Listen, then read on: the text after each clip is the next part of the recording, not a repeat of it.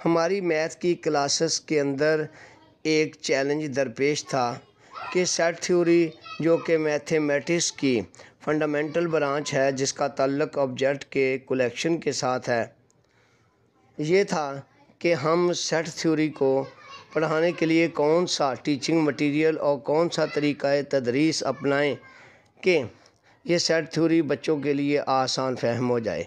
आज की इस टीचर हब में हमारे माहर और तजर्बाकार टीचर अपने साल के तजर्बात की बुनियाद पर सेट थ्योरी के लिए बुनियादी टर्म्स यानी इस्लाहात को बच्चों के लिए आसान फहम बनाने के लिए नई इनोवेटिव स्ट्रेटजी पर डिस्कस करेंगे। सबसे पहले बच्चों के सामने एक अरेजिंग राइटिंग शीट रखें या बिछाएं।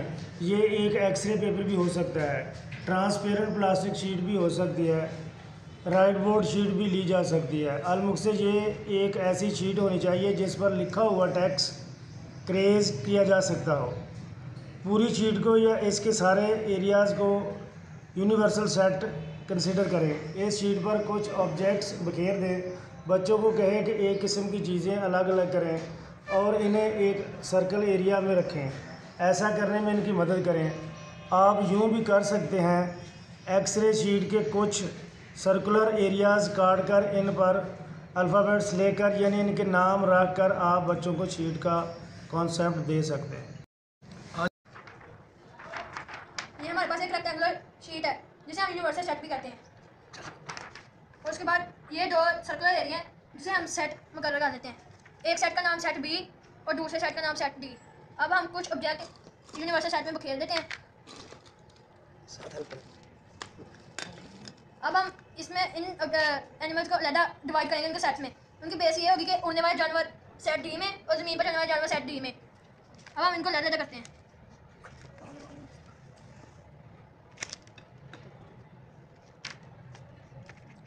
ये सारे उड़ने वाले जानवर सेट डी में है और ज़मीन पर चलने वाले जानवर सेट डी में मौजूद है। ये हमारे पास एक रेक्टेंगुलर एरिया जिसे हम यूनिवर्सल सेट भी कहते हैं। ये दो सर्कुलर एरिया जिसे सेट मुकर्रर कर देते हैं। इस सेट का नाम सेट डी और इस सेट का नाम सेट बी।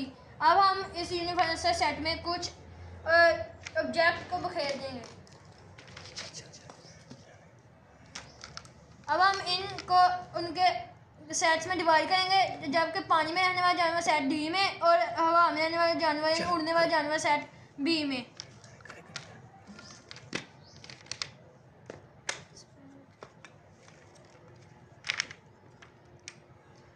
हवा में रहने वाले जानवर सेट बी में है और पानी में रहने वाले जानवर सेट डी में है। आज हम जॉइंट और डिसजॉइंट सबसेट्स के बारे में बात करेंगे। तो सबसे पहले शीट पर कुछ सर्कुलर एरिया पर एक छोटा और एक बड़ा बमै उनके नाम के दो सेट बना लें। फिर इन सेट को एक दूसरे से दूर दूर रखते हुए बच्चों को बताएं कि उनका कौन सा हिस्सा कॉमन है और कौन सा हिस्सा काम एक दूसरे के ऊपर नहीं है। इन सेट का कोई हिस्सा एक दूसरे पर ओवरलैप नहीं कर रहा, लिहाजा ये दोनों आपस में डिसजॉइंट सेट है। अब छोटे सेट को थोड़ा सा मूव करते हुए बड़े सेट के कुछ एरिया के ऊपर ओवरलैप करवा दें। अब बच्चों को बताएं कि इस सेट का कुछ हिस्सा दूसरे सेट के साथ कॉमन हो गया। अब ओवरलैप यानी मुश्तरक हो गया, लिहाजा दोनों सेट आपस में जॉइंट सेट कहलाएंगे। हमारे पास रेक्टेंगुलर एरिया यूनिवर्सल सेट है। इसमें दो सेट्स ए और बी हैं। ए और बी इन सेट का एक दूसरे से दूर दूर है। इनका कोई हिस्सा एक दूसरे का ओवरलैप नहीं कर रहा, यानी इनका कोई हिस्सा कॉमन नहीं है। इनका कोई हिस्सा एक दूसरे के ऊपर नहीं है। इन सेट्स का कोई हिस्सा एक दूसरे पर ओवरलैप नहीं कर रहा, लिहाजा ये दोनों सेट डिसजॉइंट सेट हैं। अब छोटे सेट को मूव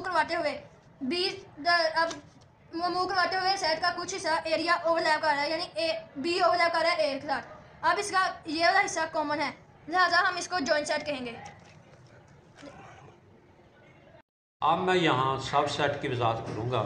छोटे सर्कुलर एरिया यानी छोटे सेट को बड़े सेट के अंदर ले जाएं।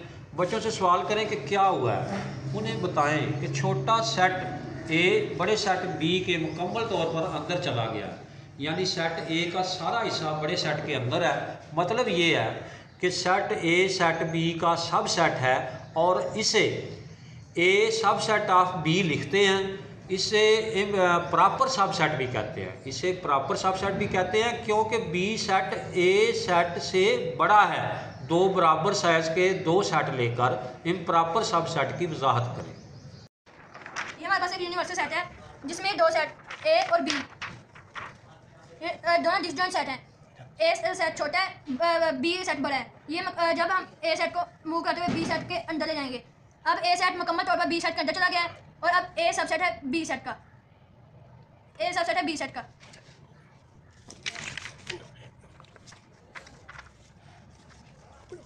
ये अब मैं प्रॉपर सबसेट की वजाहत करूंगा। दोनों सेट एक बराबर लेकर जब ए को मूव कराते हुए बी के ऊपर ओवरलैप करवा देंगे तो ये एक इम्प्रॉपर सबसेट बन जाएगा। इंटरसेक्शन। अब हम दो सेट्स के इंटरसेक्शन का कॉन्सेप्ट क्लियर करेंगे। दो सेट ए और बी ले, इनको शीट पर रखकर ड्रैग करेंगे, थोड़ी सी ओवरलैपिंग करवाएं। बच्चों से दोनों के मुश्तरक हिस्सा या कॉमन हिस्सा या ओवरलैपिंग पोर्शन को कलर करने या मार्क करने के लिए बच्चे से कहें कि जो हिस्सा आपने मार्क किया है असल में वो हिस्सा या पोर्शन सेट ए और सेट बी का इंटरसेक्शन है। अब हम ए और बी इंटरसेक्शन को दो सेटों में ऑब्जेक्ट्स रखते हुए बच्चे को समझाएंगे जिनमें कुछ ऑब्जेक्ट्स कॉमन रखते हुए भी। ये आप कुदरती अदाद पर मुश्तमिल दो सेट की मदद से इंटरसेक्शन का कंसेप्ट क्लियर कर सकते हैं। Set A 1 2 3 4, set B 3 4 5 6। A intersection B क्या होगा? 3 और 4। अब हम इंटरसेक्शन का कंसेप्ट क्लियर करेंगे। इसके लिए हमारे पास ये दो सेट ए और दूसरा सेट ये बी है। इन दोनों सेट्स को ड्रैग करते हुए इन आपस में एक दूसरे से ओवरलैप करवाएंगे। इनका जो कॉमन हिस्सा है यानी मुश्तरका हिस्सा है वो ये है, वो इतना सिर्फ हिस्सा है इतना। हमारे पास दो सेट हैं ए और बी। ए सेट के एलिमेंट है 1 2 3 4 और बी सेट के एलिमेंट है 3 4 5 6। अब हम इन दोनों सेट्स का इंटरसेक्शन फाइंड करेंगे। ए इंटरसेक्शन बी लिखकर आगे ब्रैकेट, इन दोनों का इंटरसेक्शन है 3 यानी ये दोनों कॉमन है।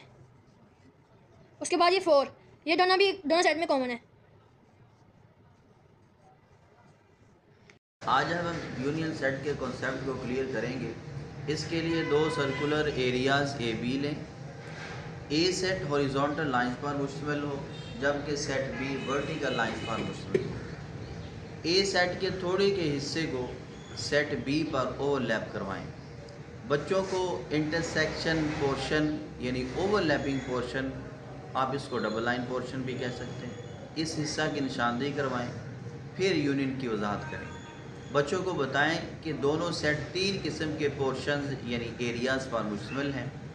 वर्टिकल लाइंस पर मुश्तमिल एरिया, हॉरिजॉन्टल लाइंस पर मुश्तमिल एरिया और डबल लाइंस पर मुश्तमिल एरिया, जिसको हमने ओवरलैपिंग एरिया भी कहा है। इन तीनों किस्म के मजमुआ को यानी कि कुल एरिया को सेट ए और सेट बी का यूनियन कहते हैं और सेट ऑफ यूनियन को हम कैपिटल यू से शो करते हैं, लिखते हैं। ये रेक्टेंगुलर एरिया यूनिवर्सल सेट है। इसमें दो सेट हैं, एक सेट ए और दूसरा सेट बी। अब इन दोनों ए सेट को ड्रैग करवाते हुए बी के साथ ओवरलैप करवा देंगे और ये इतना हिस्सा कॉमन है यानी A intersection B. A vertical line पर मुश्तमिल है और बी हॉरिजॉन्टल लाइन पर मुश्तमिल है और ये कॉमन हिस्सा डबल लाइन पर मुश्तमिल है। इन तीनों सेट्स के मजमूए को ए यूनियन बी कहते हैं। अब हम बच्चों का सेट की सब्सट्रैक्शन के मतलब कंसेप्ट क्लियर करेंगे। यहाँ हम सर्कुलर एरियाज़ पर मुश्तमिल दो सेट ए और बी लेंगे।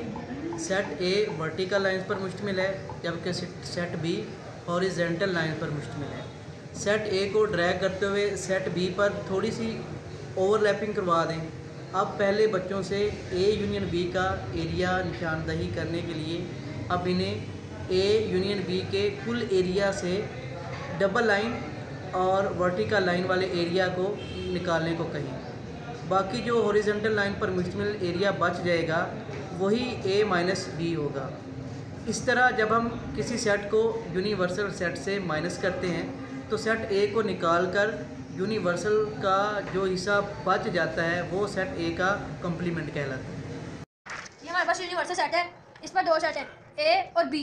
ए हॉरिजॉन्टल लाइनों पर मुश्तमिल है और बी सेट वर्टिकल लाइनों पर मुश्तमिल है। इनका यूनियन यहाँ से शुरू होकर ये इतना इनका यूनियन है। जब हम बी और डबल लाइनों वाला हिस्सा निकाल देंगे तो जो बाकी हिस्सा बचेगा ये ए माइनस बी कहलाएगा। और वो हमारे पास रेक्टेंगुलर एरिया है जिसे हम यूनिवर्सल सेट भी कहते हैं। इसमें एक सेट ए है। जब हम इसमें से सेट ए को निकाल देंगे तो जो बाकी का हिस्सा है वो ए के कम्प्लीमेंट कहलाएगा।